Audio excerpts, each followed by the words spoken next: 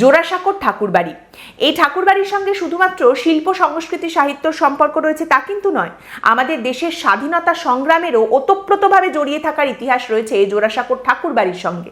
অবনীন্দ্রনাথ ঠাকুরের নাতি মোহনলাল গঙ্গোপাধ্যায়ের লেখা থেকে জানা যায়, গগনেন্দ্রনাথ ঠাকুরের সঙ্গে ভারতের স্বাধীনতা সংগ্রামী, বাংলার বীর স্বাধীনতা সংগ্রামীদের কিন্তু দারুণ চেনা পরিচিতি ছিল, খুব ভালো বন্ধুত্ব ছিল এই সমস্ত তরুণ বিপ্লবীদের সঙ্গে। যেমন একটা ঘটনার কথা জানা যায়, একবার অনুশীলন সমিতির একটা সাইকেল প্রয়োজন।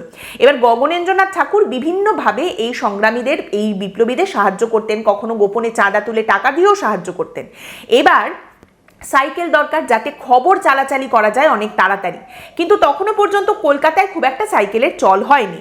এইবার গগনেন্দ্রনাথ ঠাকুর কি করলেন, চৌরঙ্গিতে গিয়ে একটা ঝকঝকে বিদেশি সাইকেল কিনে নিয়ে চলে এসেছেন।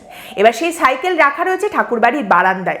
যে আসছে যাচ্ছে সাইকেলটার দিকে চোখ যাচ্ছে তারা বলছে, আরে বাস, এটা কে কিনেছে, এটা কেন এখানে রয়েছে? গগনেন্দ্রনাথ ঠাকুর সবাইকে বলছেন, আমি কিনেছি, একটু দেখি চালাতে পারি কিনা, একটু শিখবো।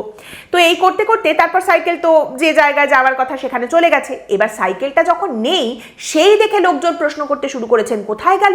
এত ভালো একটা সাইকেল চুরি হয়ে গেল নাকি?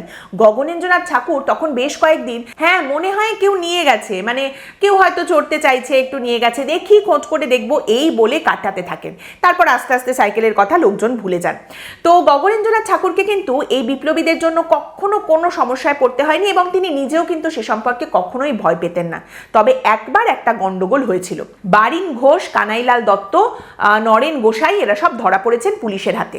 এবার গগনেন্দ্রনাথ ঠাকুর বা অবনীন্দ্রনাথ ঠাকুর কারুর কিন্তু কখনো এরকম কোনো ভয় হয়নি যে এই পুলিশ ধরে নিয়েছে, এবার তো আমাদের নাম বলে দেবে, তাহলে কি হবে। কিন্তু গন্ডগোল হলো যখন জানা গেল নরেন গোসাই বিশ্বাসঘাতকতা করে ইংরেজ পুলিশের অ্যাপ্রুভার হয়ে গেছে। কিন্তু তারপরেই জানা যায় যে নরেন গোসাইয়ের এই বিশ্বাসঘাতকতার জন্য তাকে শাস্তি দেবার পরিকল্পনা বিপ্লবীরা করে ফেলেছেন।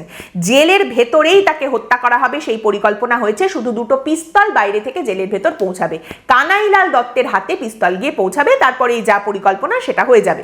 এবার জানা যায় এই পিস্তল আবার জোগাড় করে দিয়েছিলেন শ্যামবাজারের একজন জমিদার, তিনি খালাসিদের কাছ থেকে দুটো পিস্তল জোগাড় করেছিলেন। তাদের সঙ্গে আবার ঠাকুরবাড়ির ভালো যোগাযোগ ছিল এবং তারপর তার মাধ্যমে এই সমস্ত পিস্তলগুলো জেলের ভেতরে পৌঁছে যায়। কিন্তু তারই সঙ্গে বলা হয় যে ওই পিস্তল দুটো ঠাকুরবাড়ির মধ্যে গগনেন্দ্রনাথ ঠাকুর এবং সুরেন্দ্রনাথ ঠাকুরের আওতায় এক রাত ছিল, তারপর সেটা পৌঁছে যায় জেলে কানাইলাল দত্তের হাতে। জোড়াসাঁকোর ঠাকুরবাড়িতে বোমাও কিন্তু তৈরি হয়েছে।